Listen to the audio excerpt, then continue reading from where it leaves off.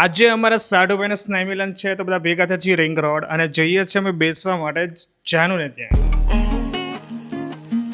આ શાંત બેઠો છે બીકોઝ હું વિડીયો શૂટ કરું છું, બાકી તો આના તોફાન તો ચાલુ જ હોય.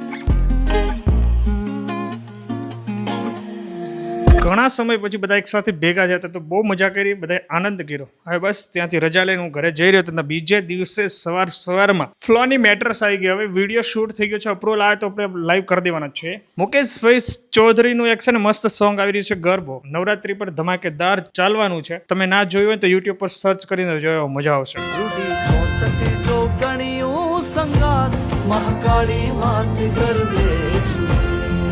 મસ્ત હેલ્ધી દૂધ પીને આપણે નીકળી જવાનું. દૂધ પીને પછી આપણે ક્યાં જવાનું છે ખબર છે? ઓફિસ ને જવાનું, સલૂનમાં જવાનું.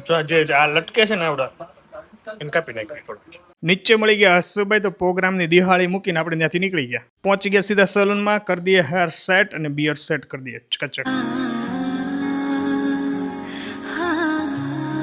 વરસાદ ધોધમાર આવવાનો જ છે, પણ મારે જવાનું છે ગીર ગંગા પરિવાર ટ્રસ્ટની મિટિંગમાં.